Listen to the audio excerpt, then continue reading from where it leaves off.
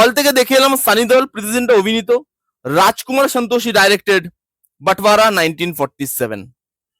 এবার আমি রিভিউতে আসছি, গল্প বলছি, পজিটিভ দিক নেগেটিভ দিক নিয়ে কথা বলছি। আপনারা সবাই জানেন 15ই আগস্ট আজকে ইন্ডিপেন্ডেন্স ডে। আজকে রাস্তা দিয়ে যখন বাড়ি ফিরছি, মানে সিনেমাটা দেখে যখন বাড়ি ফিরছি, আমি এটা শেয়ার করছি কারণ সবকিছু আপনাদের সাথে শেয়ার করি তাই। একটু ভেবে দেখবেন। হ্যাঁ, আজকে যখন বাড়ি ফিরছি না সিনেমাটা দেখে, দেখলাম পতাকার দোকানে ভিড় নেই, মদের দোকানে লাইন। এটাকেই কি স্বাধীনতা বলছি আমরা? এই দিনটার জন্যই কি এত মানুষ এত রক্ত ঝরিয়ে স্বাধীনতা এনে দিয়েছিল আমাদের জন্য? জানি না। তাও এরপরেও বলবো হ্যাপি ইন্ডিপেন্ডেন্স ডে।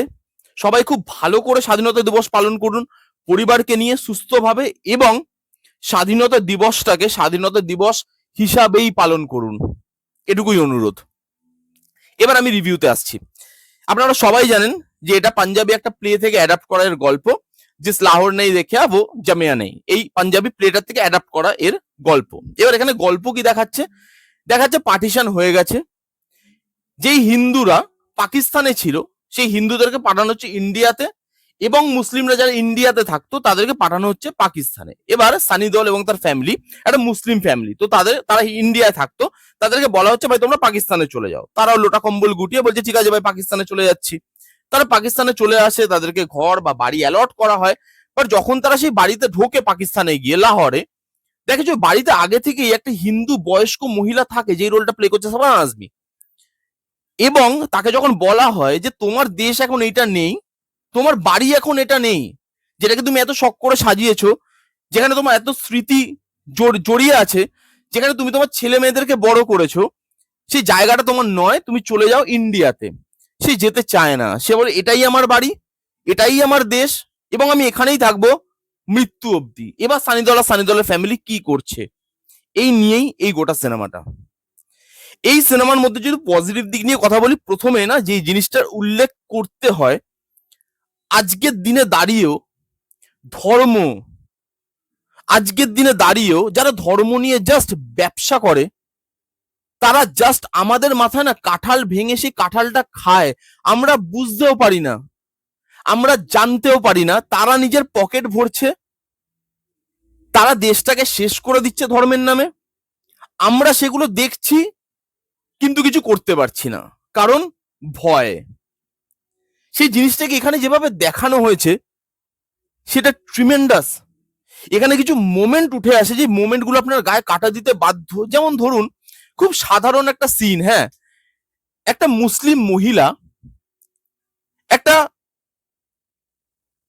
হিন্দু মহিলার খেয়াল রাখছে। একটা হিন্দু মহিলা একটা মুসলিম মহিলার জন্য খাবার বানিয়ে দিচ্ছে। একটা মুসলিম ছেলে সে একটা হিন্দু ঠাকুরের সামনে প্রদীপ জ্বালাচ্ছে। এই সিনগুলো যখন আপনি দেখবেন, আপনাদের তখন মনে হবে যে আমরা বোধহয় এখনো স্বাধীন নই, আমরা বোধহয় এখনো পুরোপুরি মানুষ হয়ে উঠতে পারিনি। তাহলে এত মার, এত কাট, এত দাঙ্গা হতো না দুনিয়াতে, এবং আমরাই পারি সেগুলোকে শেষ করতে যদি একটু সাহস করি। যারা এইগুলো নিয়ে ব্যবসা করে তাদের মুখোমুখি দাঁড়ানোর একটু সাহস করি, অনেক কিছু না আমরা চেঞ্জ করতে পারি, আমাদেরই হাতে আছে। এবং এই মোমেন্ট গুলো আপনাকে জিনিসগুলো মনে করাবে। এই মোমেন্ট গুলো এত সুন্দর, এবং এইখানে ইমোশন ভাই, আমি কত যে কেঁদেছি সিনেমাটা দেখতে দেখতে আমি নিজেই জানি না। ক্লাইম্যাক্সে আস্তে আস্তে প্রত্যেকটা সিনেই কাঁদছি। এবার আমি মাথা ঘুরিয়ে দেখলাম আমি একা কাঁদছি, আমি কি ইমোশনালি এতটা কানেক্ট করতে পারলাম না, বাকিরাও দেখছি বাকি সবাই চোখ মুছছে। এবং এই সিনগুলো, এই মোমেন্টগুলো, এদের পারফরমেন্স আপনাকে কাঁদাবে। এবং এই ইমোশনটা কেন ওয়ার্ক করে? পারফরমেন্সের জন্য। সানি দেওলের আবার একটা আউটস্ট্যান্ডিং পারফরমেন্স দেখতে পাবেন, যেখানে অ্যাজ সানি দেওল, যার এরকম ধরনের সিনেমা করার এত এক্সপিরিয়েন্স, এবং সেই এক্সপিরিয়েন্সটা পুরো দেখা যাচ্ছে স্ক্রিনে। তার প্রত্যেক কটা ডায়লগ, যখন সে রেগে যাচ্ছে, যখন সে অ্যাকশন করছে, এগুলো করতে তো আমরা সানি দেওলকে দেখি, অ্যাকশন করতে সানি দেওলকে ভালো লাগে দেখতে। যখন সে কাউকে মারে দেখে মনে হয় ভাই তৃপ্তি পেল ভেতরটা। সানি দেওল কাউকে মারছে, মানে মারটা দেখে তৃপ্তি হলো। কিন্তু এই সিনেমাতে সারপ্রাইজিংলি যখন ড্রামাটিক সিচুয়েশন আসছে, যখন ইমোশনাল সিচুয়েশন আসছে, তখন সানি দেওলের পারফরমেন্স সারপ্রাইজিংলি আরো শাইন করে। একটা সিন আছে, একটা মানে ভিলেন এসে অনেক কিছু বলবে সানি দেওলকে, সানি দেওল খালি চোখ দিয়ে কাঁদবে, কিছু বলবে না, এবং বলে উঠে দাঁড়িয়ে তার দিকে তাকাবে, ভয় পিছিয়ে যাবে লোকটা। যেমন গুজবাম দেয় তেমন সানি দেওলের অ্যাক্টিং এর পরিচয় পাওয়া যায়। প্রীতি জিন্টা তাকে খুব ভালো সাথ দিয়েছে, তার খুব ভালো সাপোর্ট করেছে সানি দেওলকে প্রীতি জিন্টা। সানি দেওলের ছেলে এখানে আছে করণ দেওল, তারও পারফরমেন্স ভালো। অ্যাকশন সিকোয়েন্সে আমি দেখলাম বাবার ছাপ আছে কিন্তু তার অ্যাকশনে, মানে অ্যাকশন মুভি আমি চাই করণ দেওল করুক, আমার ভালো লেগেছে তার অ্যাকশন। হ্যাঁ, তার পারফরমেন্স আরো একটু শুধরানো যেতে পারে হয়তো, আই থিঙ্ক সময়ের সাথে সাথে শুধরে যাবে। তার পারফরমেন্সও ভালো, খারাপ নয়। আলি ফয়সাল, তার ক্যারেক্টারটাকে আপনি দেখুন, ক্যারেক্টারটা যখনই আসছে আপনার মুখে একটা হাসি ফোটাচ্ছে, সে যে কথাগুলো বলছে সেই কথাগুলো খুব দামি কথা। সাবানা আজমি, আবার আপন 2 দেখে এসেছি সকালে, যেখানে আমি বলেছি সাবানা আজমির মতো পারফর্মার তাকে ইউজ করতে পারেনি আবার আপন 2। এখানে সাবানা আজমিকে পুরো নিংড়ে নিয়েছে ডাইরেক্টর। স্ক্রিপ্টটা এতটা ভালো যে স্ক্রিপ্টের জন্য তাদের পারফরমেন্স এত শাইন করে। সাবানা আজমি আর সানি দেওলের প্রত্যেক কটা সিন ওয়ার্ক করেছে, each and every moment work করে। প্রত্যেক কটা সিন আপনাকে ইমোশনাল করবে, আপনি কাঁদতে বাধ্য হবে। আমি দেখতে দেখতে বারবার একটাই কথা বলছি, ভাই এত কে কাঁদায় ভাই।